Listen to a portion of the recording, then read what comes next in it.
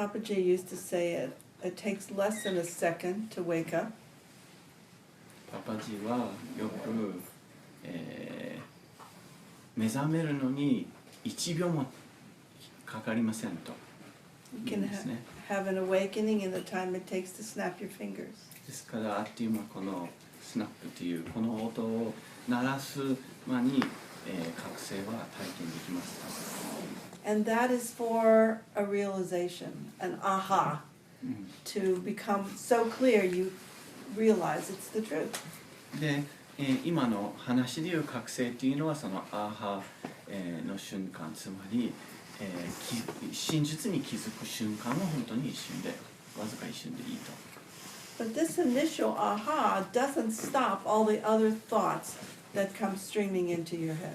でもこの最初の気づき、ああこれが真実なんだっていうことに気づいたとしても、思考が止まるわけではないんです。永久には頭には流れ続けて。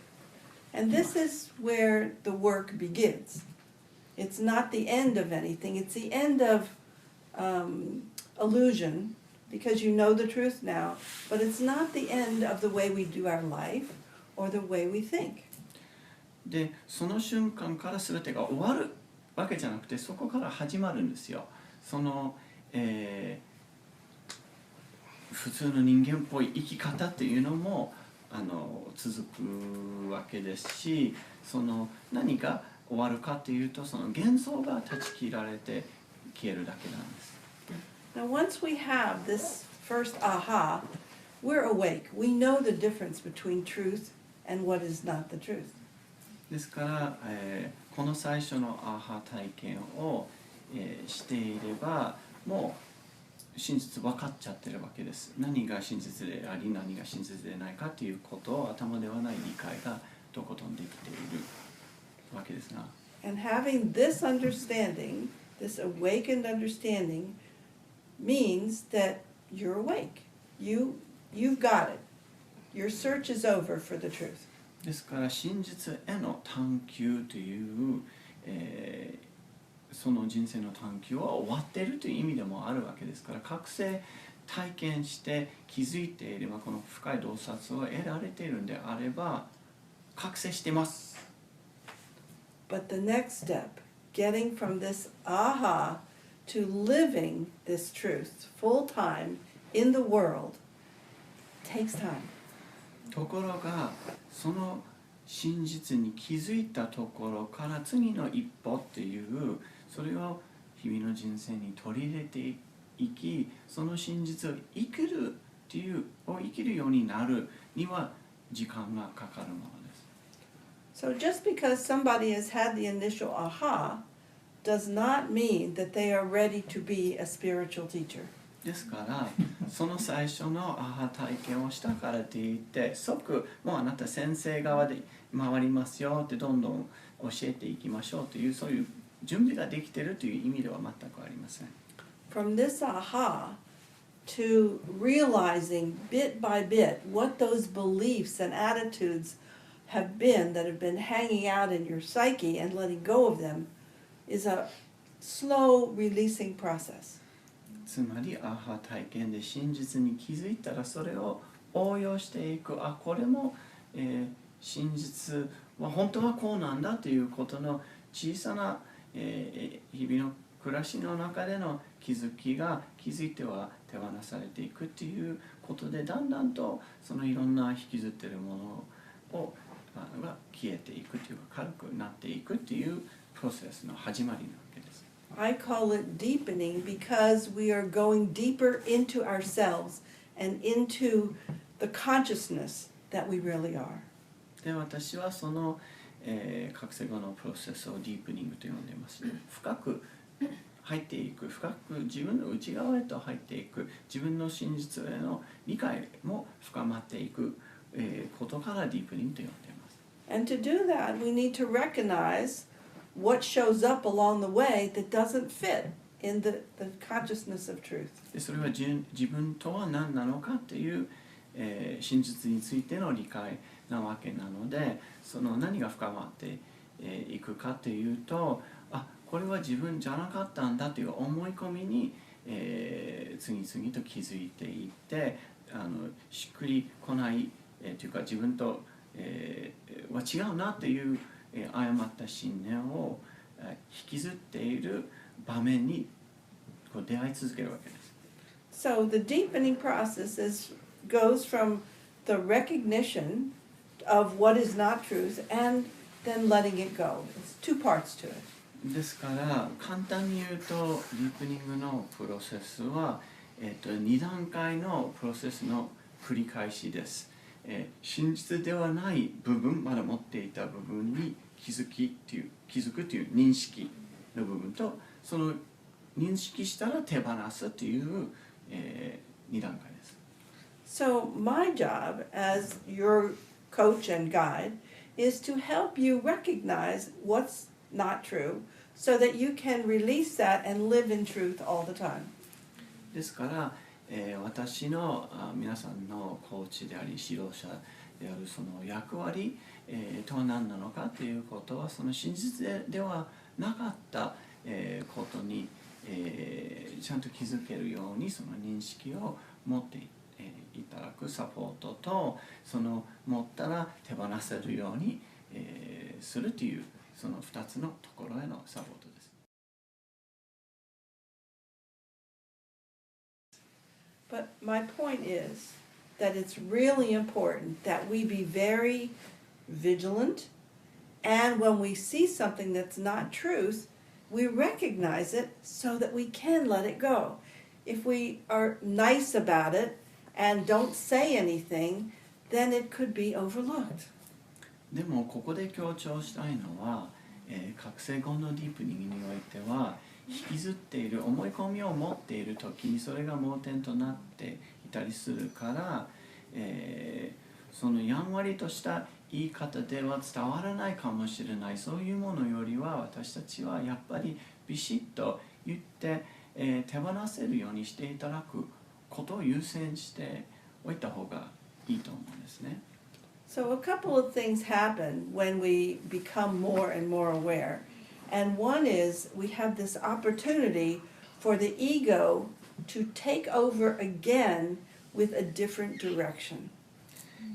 意識が広がっていくと、一度真実を分かった覚醒後の人たちに対してもエゴが消えるわけではないので、広がりの、過程の中で、生まれる可能性の一つはエゴが新しい路線で、私たちを脱線、させようとすることもあるんですね。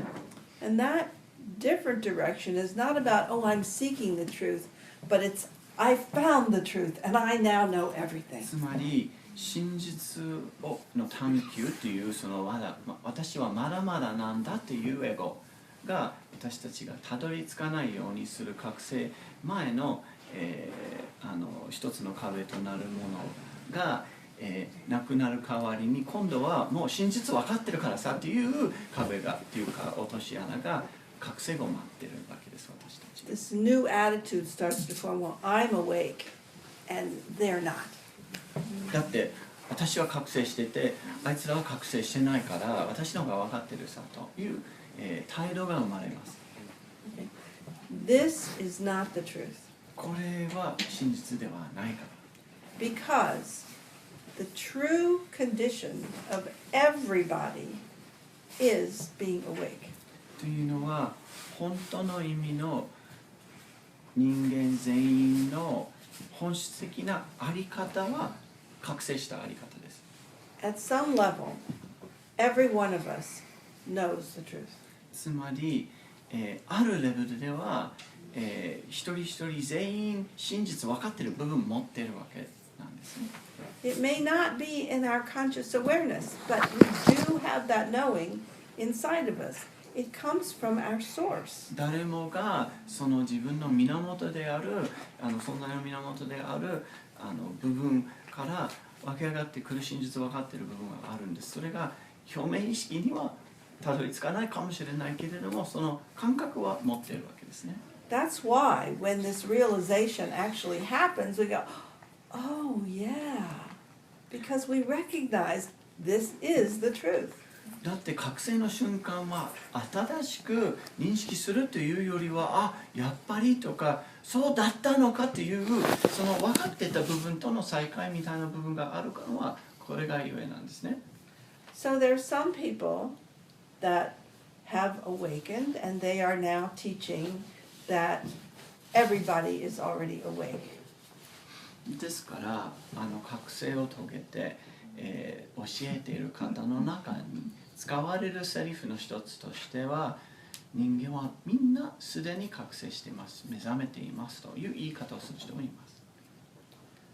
But who is it that is awake and who isn't awake? だがそのみんな覚醒しているというみんなの定義は何を指しているのか覚醒しているしてないという定 This 義 question 対象ですね。 implies duality. There are two. There's me, who's awake, and there's not this part of me that's not awake. その覚醒しているしてないという表現自体に二元性があって二元論的な発想なんです。一人の人間の中の覚醒している部分あるなしっていうのもそうだし、人によってそれに分けるっていうこともそうです。 Now, in the Advaita teaching, it states very clearly there is only one, non-duality. で私たちがここで取り扱っているアドバイタの、伝統の言い方では二元性の真実はなくて一つしかない一つしか存在がないと。 The backup to that is there is no second. There's only one. だから2番目がないっていう、補足説明となると1しかなくて2がないということになるわけですね。 Now, here I'm saying there's part of you that's awake and a part of you that's not awake, and it's all part of the one. だからそうするとこういう言い方になります。あなたの中の目覚めてる部分と目覚めてない部分がありますよって2つありますよ。でも全てがその1つの中の、形成要因みたいな感じだという全てがワンネスの中にありますよって言ってる感じです。 How do we reconcile this difference? だからそのあなたの中にこういう2つの側面があるという言い方と全てはワンネスだという言い方どうやって整合性を持ちますか？ Okay. That is that the one of us who is not awake is incorporated within the consciousness of who we really are, our true self, the one. その、言い方の一つとして目覚めてない部分も含めて全部ワンネスの中に包み込まれている包括されているものだという言い方もできます。 Oneness consciousness includes everything. It includes good and evil. ですからワンネスとか言われる大いなる一つの意識というものの中に全てがあるとしたらいわゆる善と悪という概念も入るし全ての私たちの部分を持っているわけです。 Includes light and dark. だから光も闇もそのワンネスの中にある。 It includes healthy and unhealthy. 健康と不健康も。 So all of these aspects of duality are part of the one consciousness. ですからこの二元性という、世界の中の全ての側面が一つであるワンネスの意識の中のものです。 And we perceive through our eyes and our training and our experience, we perceive differences even though we all come from the same source and we're all part of the same consciousness. で私たちは、この五感特に目を通して見てる世界は見方の訓練、をされているつまりいろんなフィルターがかかってそれを通して見ている世界には差異違いを見出すすぐその違いに気づくように育てられているからそういう癖がついている見方しますね。 Now those of us seeking the truth want to know the difference between this oneness and this duality, and how do we determine that? で真実を素直に求めている部分こそがこのワンネスである部分と二元性との違いについて求めてしまうわけですよね。Okay. The way we determine it is we look at ourselves. 見分け方というか識別の仕方、どうするかということはそれは自分の内面を通してです。We discover who the seeker is. で、探求者はそもそも誰なのかという。We discover who the one is who has preferences. ことを発見します。そして、これじゃなくてあれがいいという好み、こだわりを持っているのは誰なのか。We という人 discover を、という存在を見つけるんですね。we discover who wants this and who doesn't want that. あれが欲しくてこれが欲しくないと言ってるのは誰なのかという発見をします。Okay. The key is to be fully awake. We have to look at the subject who is observing or witnessing and question who is it that wants or doesn't want what is showing up in our human life. つまり鍵となる、この気づきのコツというのは、いい悪いという判断したり物事を見て、いろんなこだわりを持っている部分のそのいろんな対象があるけれどもその主体それを誰がその目を通して、そう思っているのか、不満を持っているのは誰なのかその、ように思っている、のは誰かということになりますね。This is the key to liberation. でこれが解放への鍵です。So it all comes down to the identification of who am I.